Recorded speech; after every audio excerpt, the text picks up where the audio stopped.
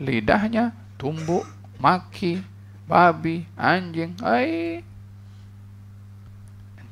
Jangan sampai saya dengar kalimat itu. Kalau pembicaraan itu boleh dinilai dengan perak, berdiam itu lebih nilainya sama dengan emas.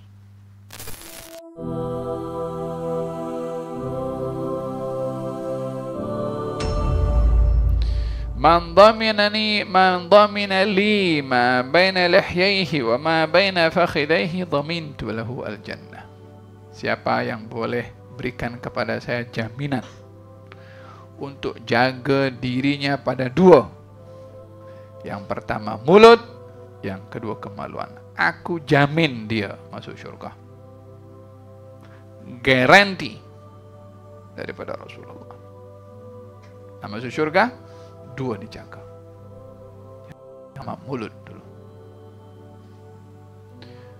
Paham dong? Karena ini juga yang banyak menyebabkan orang masuk dalam neraka juga.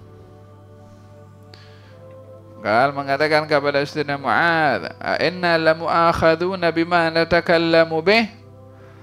Ya Rasulullah, "Inna lamu'akhaduna bima natakallamu bih?" Wahai Rasulullah, kita ini akan dihisab kok apa saja kita cakap.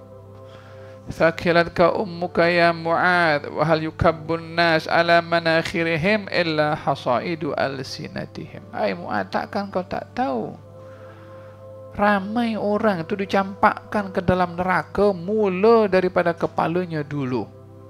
Dalam riwayat yang lain, mula daripada hidungnya dulu. Pasal hidung dan kepala anggota yang paling dekat dengan mulut.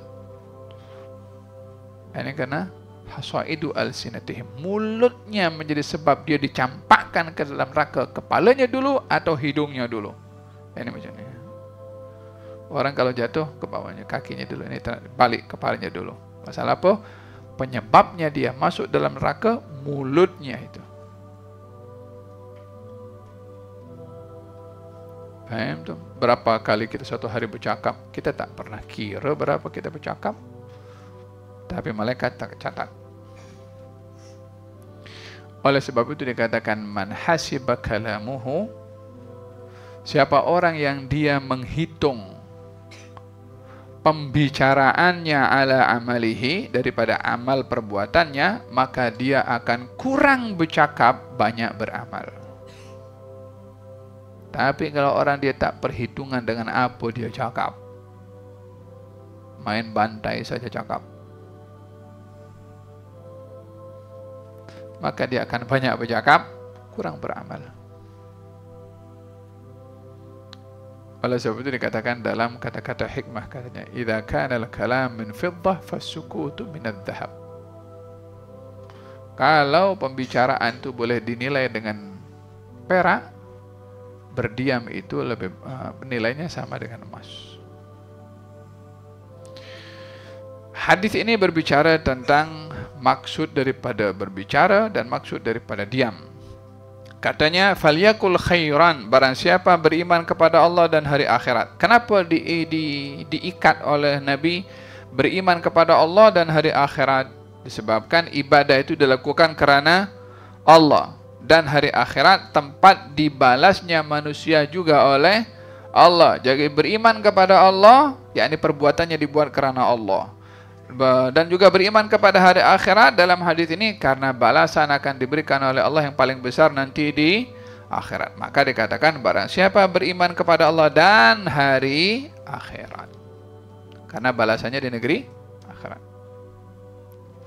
Berkata yang baik atau diam. Dengan demikian, berkata yang baik itu lebih baik daripada diam. Namun diam lebih baik daripada berkata yang tidak baik. Jadi antara orang itu berkata baik dengan diam, mana yang lebih baik? Ya berkata yang baik. Kalau diam, diam itu untuk tidak berkata yang tidak baik. Ataupun daripada hal yang makruh, apatah lagi yang haram. Karena orang berkata yang baik bermanfaat untuk dirinya dan untuk orang lain. Kalau dia diam bermanfaat untuk dirinya sendiri.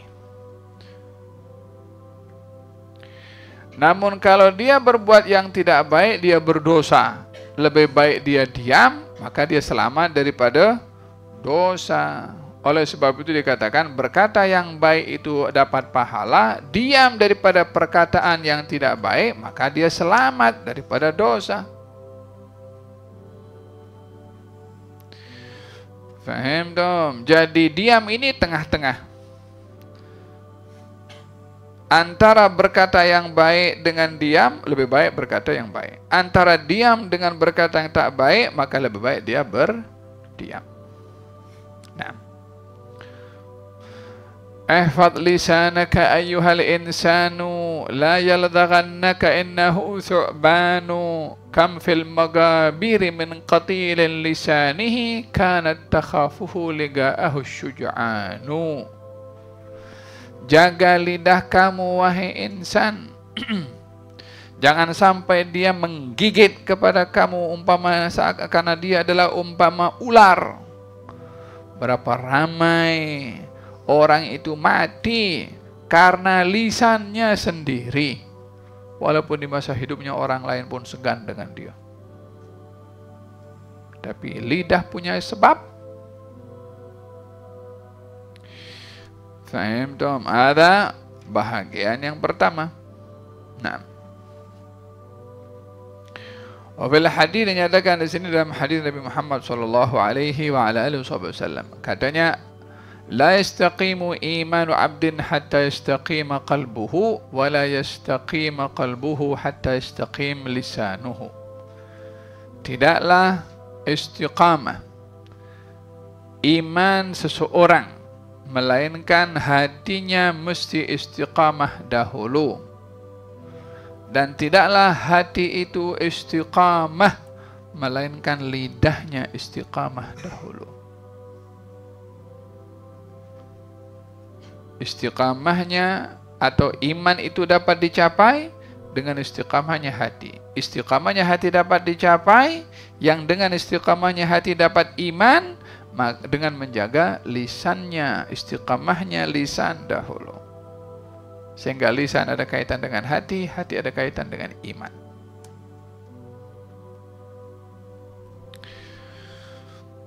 Nah, qal fil hadis juga.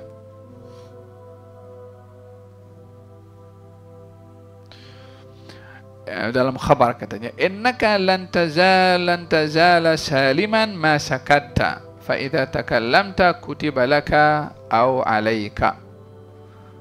Sesungguhnya kamu itu sentiasa selamat selagi mana kamu diam. Tetapi kalau kamu berbicara, maka pembicaraan kamu itu akan dicatat, imma pahala atau dosa. Bergantung apa kamu yang cakap itu. Oleh hati hati bercakap dengan kawan kita, jangan maki, jangan caci, jangan keluarkan kata-kata tumbuk, jangan keluarkan kata-kata sepak. Paham tuh? Tak ada kata-kata lain ke? Jangan keluar kata-kata anjing, jangan keluar kata-kata babi. Kita dekat penjara ke, dekat Alcatraz ke, atau Guantanamo gitu nih. Tahu Alcatraz? Penjaranya orang paling jahat itu. Kita di madrasah, tempat tarbiyah, tempat tazkiyah. Hati-hati ada kalimat-kalimat yang tak elok keluar daripada mulut pakai songkok hari-hari sholat jamaah, qiyamul lail, zikir. Lidahnya tumbuk, maki, babi, anjing. Intibih, hati-hati. Anda kena pikir diri Anda itu siapa dan di mana. Kita ini bukan pasar di sini. Kita bukan mendidik orang untuk menjadi samseng bagi orang lain. Intibih, jangan sampai saya dengar kalimat itu. Walaupun sampai kepada saya sebelum ini. Tamam, ragib lisanak, jaga anda punya lidah. Saya tidak anggap itu kesalahan kecil kata-kata itu.